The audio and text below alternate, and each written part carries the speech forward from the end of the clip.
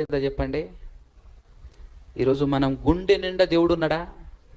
గుండె నిండా భక్తితో ఉన్నామా మనం? నన్ను అడిగితే ఎన్నిసార్లు ఫోన్ చేశాడో ఇక్కడ ఉన్నటువంటి పాస్టర్, రండయ్యా రండి, రండయ్యా రండి అని ఎన్నిసార్లు ఫోన్ చేసి ఉంటాడో కదా. మీటింగ్లు జరుగుతున్నాయంట అని చెప్పేసి పోస్టర్లు చూసి తెలిసింది ఎవరో ఒకరి ద్వారా అని అన్ని పనులు వదిలేసి పరిగెత్తుకొచ్చినటువంటి వాళ్ళు ఒక్కళ్ళు కూడా ఉండరు ఇక్కడ నన్ను అడిగితే. అవునంటరా కాదంటరా? 1కి 10 సార్లు ఫోన్ చేసి పిలిస్తే వచ్చినటువంటి వాళ్ళమే తప్ప మనంతట మనం వచ్చినటువంటి వాళ్ళం కాము కదా. నాకు జ్వరం వచ్చింది అని మామూలు జ్వరం వస్తే నడుచుకుంటూ హాస్పిటల్కి వెళ్తాం మనం కదా. జబ్బు ముదిరితే మనం నడుచుకుంటూ వెళ్తామా? ఎవడో పట్టుకెళ్ళాలి మనల్ని హాస్పిటల్కి, అవునా?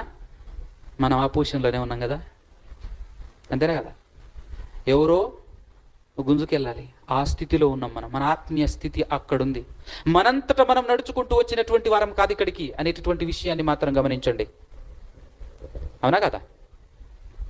కాబట్టి వాళ్ళు కూడా మనలానే పాడైపోయారు, వాళ్ళు కూడా మనలానే పాడైపోయారు. ఎందుకు, ఎలా అని అంటే ఒక మాట చెప్తాను. ఎందుకు పాడైపోయారంటే మనం కూడా ఏం చేస్తుంది తెలుసా? ఈ భూమినంతటిని, మనుషులందరినీ, గాలిని, ఆకాశమును, నేలను, నీటిని, సూర్య చంద్ర నక్షత్రములను నిర్మించిన దేవుడు నాతో ఉన్నాడు. నేను ఆయన మాట వింటాను తప్ప ఈ రోజుండి రేపు గాల్లో కలిసిపోయి, ఈ రోజుండి రేపు మట్టిలో కలిసిపోయే మనుషులను చూసి నేను పాడవకూడదు అని ఆ దేవుని వైపు, ఆ దేవుని మాటల వైపు చూస్తూ బ్రతికేటటువంటి వాళ్ళముగా లేం మనం.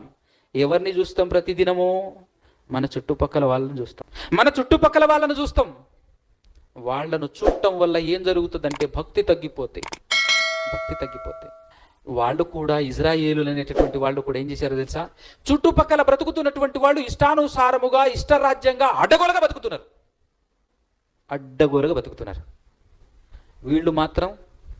వీళ్ళని మాత్రం దేవుడు పద్ధతి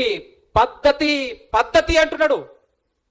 ఎలా నడవాలో చెప్తున్నాడు, ఎలా మాట్లాడాలో చెప్తున్నాడు, ఎలా బ్రతకాలో చెప్తున్నాడు, సహోదరులని ఎలా ప్రేమించాలో చెప్తున్నాడు, ఏ విధంగా బ్రతకాలో ప్రతి విషయంలో ఉదయం లేచినప్పటి నుంచి పడుకునేంత వరకు ఎవరిని హాని చేయకుండా, ఎవరిని ఇబ్బంది పెట్టకుండా బ్రతకాలి. అలా జాగ్రత్తగా బ్రతకాలి అని ప్రతి అడుగున దేవుడు వాళ్లకు హెచ్చరికలు చేస్తుంటే ఇబ్బంది పడుతున్నారు. వాళ్ళు ఎలా ఇబ్బంది పడుతున్నారు అని అంటే చుట్టుపక్కల వాళ్ళని చూస్తున్నారు.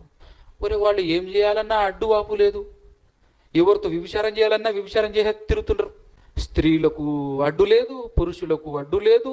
ఏం చేయాలన్నా, ఏం తాగాలన్నా, ఎక్కడికి పోవాలన్నా, ఏమి చేయాలన్నా అడిగేటోళ్ళు లేడు, ఆపేటోళ్ళు లేడు.